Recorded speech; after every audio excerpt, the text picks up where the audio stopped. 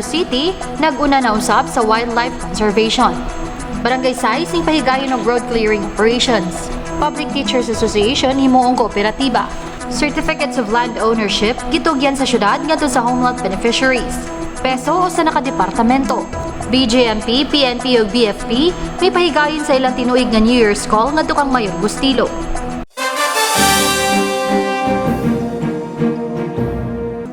Maayong adlaw San Carlos, kini ang Vamos News. Sa makausapan, niya kami aron maghatod kaninyo sa mga nagunang balita nga may kalabutan sa programa ning kagamhanan. Ako si Kimberly Magonsha, ug karon sa detalye sa mga balita.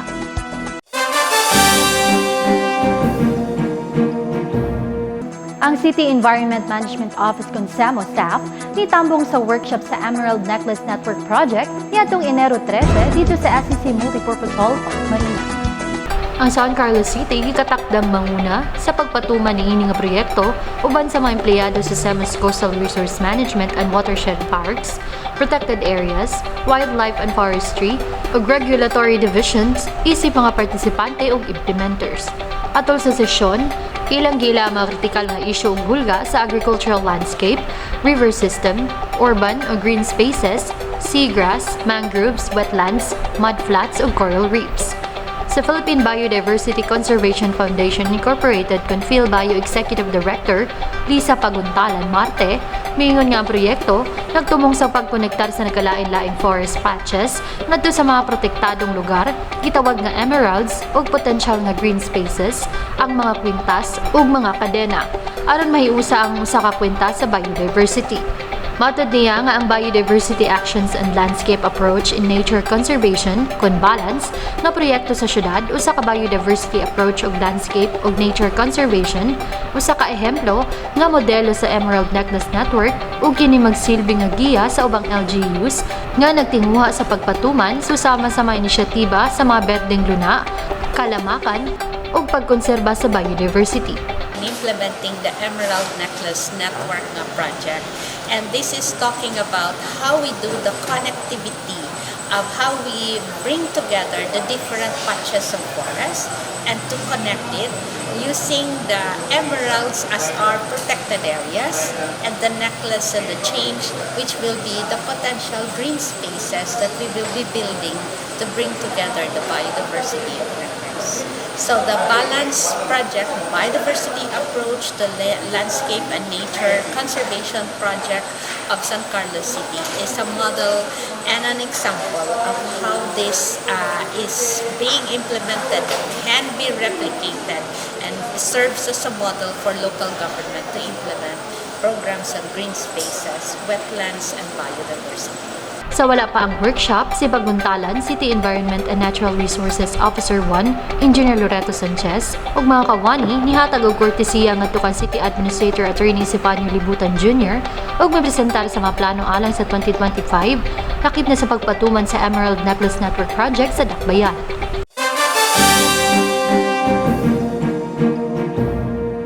Ning pahigayon og road clearing operations ang mga opisyalis sa Barangay Sais sa siyudad sa San Carlos sa madagkong kadalanan niini niadtong Enero 8. Nahimo ang aktibidad pinaagi sa tabang sa mga sakop sa Task Force Right-of-Way and Demolition Team sa San Carlos City, Department of the Interior and Local Government kun DILG, Bureau of Fire Protection ug Philippine National Police. Gisakop niini ang pipila ka importanteng mga dapit, lakip ang Seaport Entrance, Escarmona Street, Burgos Street, mga bahin sa Ilagan Street ug ang Boulevard. Lakip sa gihawan mao ang mga tarpaulin nga gigamit sa mga kan-anan, isip sa lipod sa kainit, mga sakyanan nga illegal na nagparking, mga sudlanan sa beer ug soft drinks ug mga potted plants nga nakababag sa mga dalan. Gipaabot ni DILG Local Government Operations Officer Julie Shane Barreto Tagalog nga ang road clearing operations gimando sa nasudnong kagamhanan ug kihinanglang ipahigayon matag bulan. Dugang niya ilang gi-require ang mga barangay nga mosumiter og reports sa maong mga aktibidad ngadto sa DILG. Ang hila road clearing, kada bulan, gina-require sila sa DILG. Kasabit sila report. So, dapat ang barangay ga-maintain man sa ilang mga roads, pag ang mga sidewalks, dapat clear.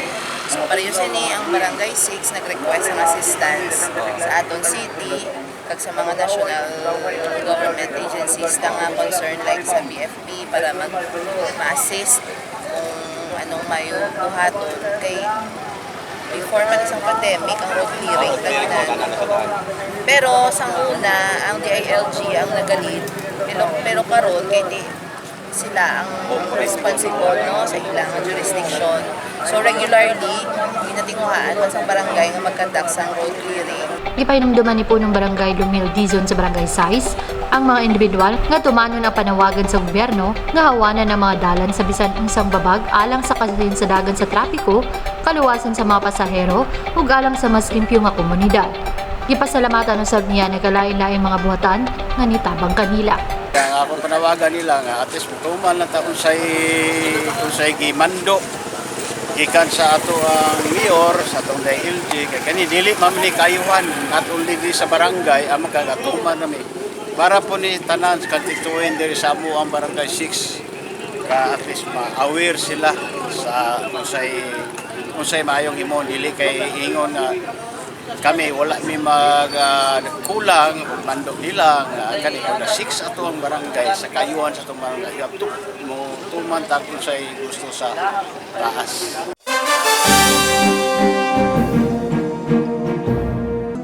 Plano sa San Carlos Division Negros Occidental Public Teachers Association Incorporated na himuong kooperatibang ilang asosasyon pinaagi sa tabang sa Cooperative and Livelihood Development Office ng CLDO. Ang maong conversion gituki tali nila ni Schools Division Superintendent Maria Teresa Hiroso, mga opisyalis sa SCD Noctay, City Accountant Jose Benfort Legaria, ug CLDO atol sa ilang pagbisita kang City Mayor Renato Bustilo niadtong Enero 7 dito sa iyang buhatan. Si CLDO Supervising Cooperative Development Specialist Raymond Hipitulan nagkanayon nga asosasyon na ginamhinam nga mahimong usa ka kooperatiba aron sa pagpakita sa mas dakong kahigayunan sa negosyo aron makabenepisyo ang mga miyembro niini.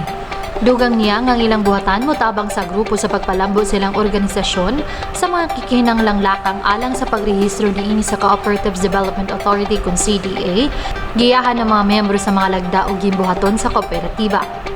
Nagpanimuha kung si Mayor Sad suporta nga mo convert to sila ito ang cooperative in which ilahamang nakita association sila di sila ka-venture o mga business activity or economic activity just because ang ilang registration non-stock, non-profit whereas kung mahimo silang kooperatiba, particularly credit cooperative, pwede sila maka-venture o business activity na maserbisyuhan nila ang ilang sobra libo ng mga members sulod sa San Carlos City Schools Division. Ipaambit ni SCD Noctay, President Zagrek Laguda, nga ang ilang asosasyon adunay dulan sa 1,000 ka mga aktibong miyembro nga naglaom nga maporma isip usa ka kooperatiba nga nagpasiugda sa financial literacy sa matag miyembro ug maghatag og suporta sa panahon sa ilang panginahanglan. Kipasalamatan usab niya ang LGU ilabi ni si Mayor Gustilo sa ilang padayon nga suporta. Si Mayor Gustilo ni kanayon nga naglaom siya nga ang asosasyon mahimong usa ka kooperatiba sa dili pa matapos ang iyang katungdanan aron siya makatabang kanila sa pagpalambo o pagpahimulo sa mga benepisyo nga gitanin sa gobyerno ngadto sa mga kooperatiba. Sa tantong pagdumala, pag-manage sa cooperative, nahimo na nawala ang asosasyon.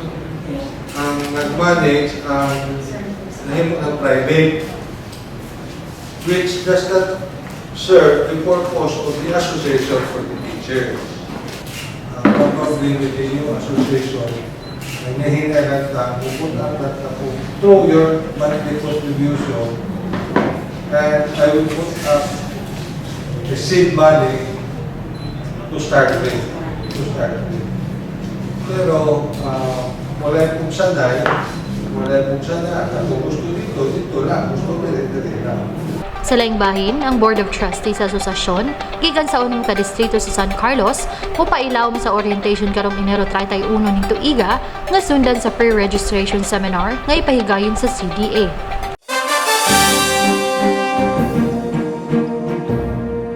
Opisyal nga gihatag sa lokal nga kagamhanan sa San Carlos City ang duha ka certificates of land ownership ngadto sa mga benepisyaryo sa Home Lot Program niadtong Enero 9 dito sa City Administrator's Office. Sila si City Administrator Attorney Zefanio Libutan Jr. ug City Planning and Development Coordinator Engineer Magnolia Antonio, personal nga mitunol sa mga sertipiko ngadto kang Mark Joseph Canson, taga Barangay Rizal. Gilawat usab ni Canson ang sertipiko alang sa iyang suon si Mark Ryan Stephen Raymond Canson, laing benepisyaryo sa maong programa. Ang mga sertipiko gihatag human hingpit nga nabayran sa mga benepisyaryo ang ng 54 square meter nga lote sa Fatima Village, Barangay Rizal. Si Mark Joseph Canson, ningon nga nagsugod sila sa pagbayad sa mga lote niadtong 1994 sa tag 5 matag adlaw, walay labot sa Sabado ug Domingo. Gipahinumduman ni Engineer Antonio ang mga benepisyaryo nga mahimo ra nilang ibalik ng certificates of land ownership ngadto sa mga manununod o gidid-an sila sa gobyerno sa pagbaligya o pag-abang sa yuta nga nakuha pinaagi sa home lot program sa syudad. Ang San Carlos City Integrated Housing Authority nitabang sa turnover sa mga certificate. Nag-turnover ta og titulo ay duha ka tag-iya sa lote sa beneficiary sa phase 1 Fatima Village. So among i-emphasize nga kining titulo dili pwede mabalhin sa kakinsa pang ngalan, kundili ang beneficiary or kung sa'y mahitabo sa tag-iya nga nakapangalan sa titulo ang iyahang heirs, ang iyahang yung mga anak o ang mga ngalan nga na-declare niya dito sa iyahang profile. Or, iuli niya sa gobyerno, ulian siya sa iyang nabayad para ang gobyerno mo identify kung asa na po niya siya ihatag. Dili ta ka basta-basta baligya, dili ta ka basta-basta og parenta, o dili ta ka basta-basta og turnover sa lain nga tawo. Kung kinsay nakangalan sa titulo, maura gito siya ang manag-iya.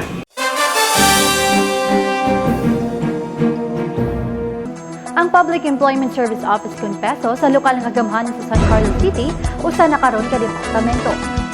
Si City Government Assistant Department Head 1 Maria Laviner o mga kawani niini nihatag og kortesiya ngadto kang San Carlos City Mayor Nato Bustilo niadtong Enero 7 ug mihisgot kabahin sa malampusong pagbahalin sa ilang buhatan gikan sa usa ka dibisyon ubos sa Office of the City Mayor ngadto sa bag-ong natukod nga City Public Employment Service Office kon CPESO. Siyempre niya po. Actually, ga-function as peso, magdako naman siya, ga-function naman siya as, paano ba? Muna naroon nga karon nakakuha na siya tungkol sa ang employment doon. Karoon pa na na kinanglan mo yun nga maka-assist sa employment kay tungkol sa ato ang lastada, ganoon sa ato ang kuan. Madili lang San Carlos ha, pero sa tanan dyan na siguro nga need dyan nga mo assist sa employment sa mga atong constituents. Ang transisyon nga may epekto ni adtong Disyembre 11, 2024 kabahin sa pagpaningkamon sa lokal nga kagamahanan sa pagpaligon ug pagpalambo sa mga serbisyo niini alang sa katawhan. Ang bagong gitudlo nga departamento adunay kawani nga unong regular nga mga empleyado ug 12 ka job order personnel.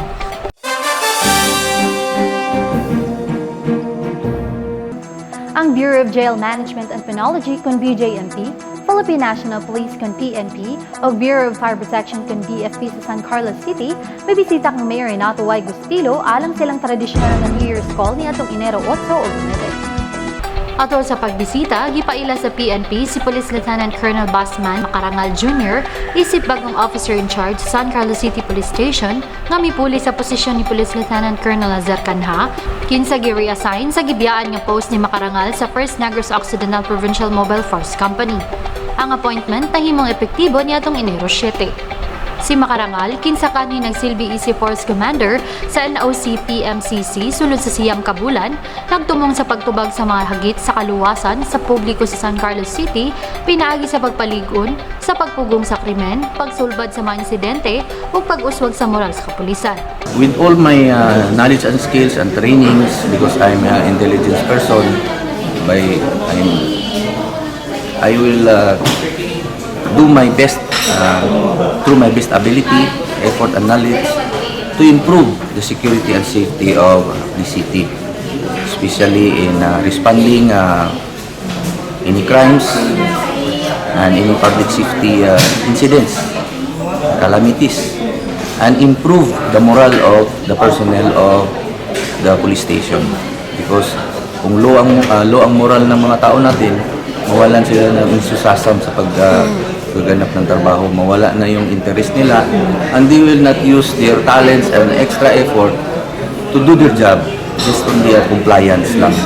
So So one way of doing that is to motivate them, remind them, but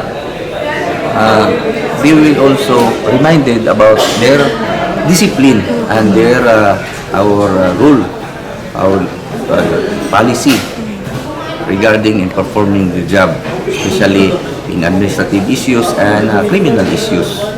Giabi-abi usab ni Mayor Gustilo si Makarangal ug nang hinaot nga maayo iyang pagdumala sa iyang bag-ong tahas.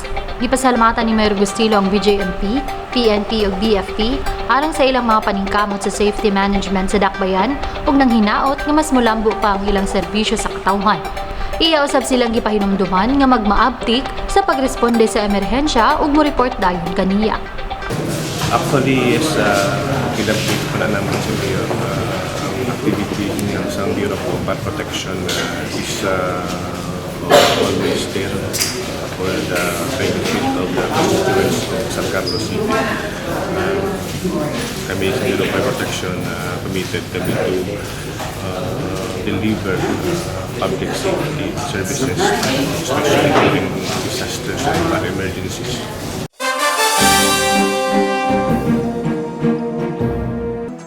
I-follow kami sa mga official social media account sa Facebook, ang SCC LGU Information Page, ug sa Instagram ang @SCCLGUPH. Mamahimo usab ninyong i-check ang among YouTube channel, Vamos News, ug ang official website sa syudad, ang www.sancarloscity.gov.ph. Mao kadto ang mga balita nga among nahipos. Ang ginagmay nga butang kun buhaton sa makadaghan, mamahimong makapausab sa kalibutan.